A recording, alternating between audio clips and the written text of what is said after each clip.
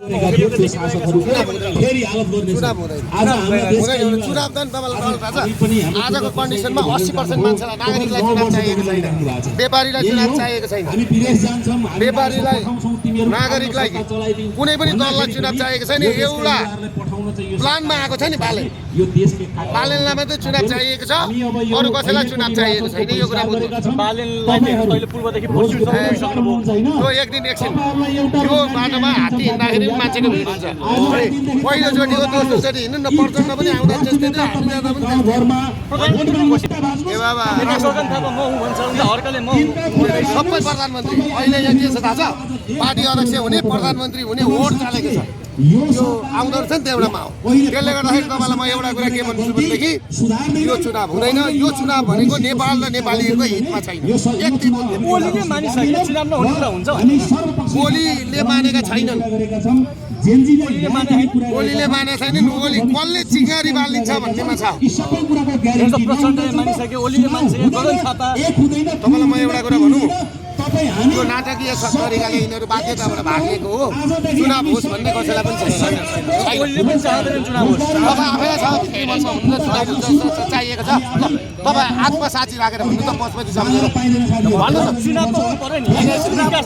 त निकास यसले निकास दिँदैन, त्यसले निकास दिँदैन। निकास दिने भनेको संविधान संशोधन हुनु पर्यो, चेन्जीका माग पुरा हुनु पर्यो। चेन्जी जहिले लगेर थुन्ने अनि चेन्जीलाई ल्याएर सुताउने अनि त्यहाँबाट चुनाव गराउने। चेन्जीको कुन माग पुरा भयो भन्नु त एउटा माग दिएको हुन्छ। अहिले सरकार बनिसकेको पश्चात पुरा हुन्छ अरे कसरी हुन्छ अहिले त्यो भने यो घट्नै हुँदैन थियो नि त। किन यत्रो घटना घटाएको, किन घटना घटाएको? यत्रो 75-76 जना किन मराएको? 82 खरबको सम्पत्ति किन आगो लगाएको? उनीहरूले त गराएको त। यो आगो लगाउने मान्छे भनेको नि ओमरियाल गृहमन्त्री सुशीला कार्की, अभिषेक सिंह, तपाईँको चाहिँ नि नामै लिउनु भन्नु बालेन रासपाका जम्मै हुन्। स्ट्याटस छोडिदिनु मेरो अगाडि एकछिन बालेनले मलाई बहस गराइदिउँ न। उनीहरू हतियारा हुन्। सिंहदरबारमा आगो लगाएर नि 75 जना बच्चा मराएर अनि एउटा आर्मीसँग कुरा गर्नुहोस्। अब सबै सकिएको छ भने डिजाइनरको मसँग त प्रमाण छ। एकछिन यसो भने एउटा कुरा भन्नु, अब आउने हप्ता दिनमा एउटा भिडियो आउँदैछ कि उहाँहरूको असली चिज ल्याएर म देखाइदिँदैछु। आउँदैछ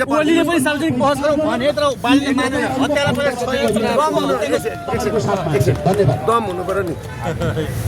ओलीसँग प्रतिस्पर्धा गर्ने दम छैन। मसँग गराइदिउँ न, डिबेट मसँग गरौँ न, रोडमा डिबेट गरौँ न।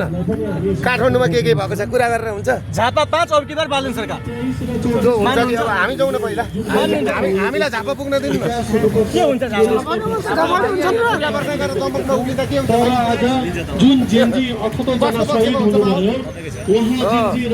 हो कि होइन? 200 जना मान्छे आएर यसो भिडियो खिचेर सोसियल मिडिया फेक मिडिया चलाएर हुन्छ। माहौल त हेर्नुहोस्, मैले भने त यहाँ कुकुर चोल्थ्यो भने पनि मान्छेको भिड हुन्छ क्या। हेर्ने मान्छे काम नभएका मान्छे हेर्छ। कस्तो कुरा गर्नुहुन्छ तपाईँ? काम गर्ने मान्छेको चाहिँ कुरा गर्नु न। महानगरपालिका कर्मचारीले हामीलाई कुटेर पठाउन थाल्यो। कुटेर पठाउन थाले महानगरपालिकाका कर्मचारीले कुटेर पठाउन। किन उनीहरूले कुटे भनेदेखि नक्सा पास नगरिन बनाउनु पाइँदैन मेयर भन्ने कर्मचारीले चाहिँ अनि कुटेर पठाउने त्यहाँका कर्मचारीले। भट्टराईहरू भनेको यस्ता कुटेर पठाउने घाँटी भाँच्ने त्यहाँका कर्मचारीले गरेका हुन्। कर्मचारीले यसरी घाँटी भाँच्ने कुट्ने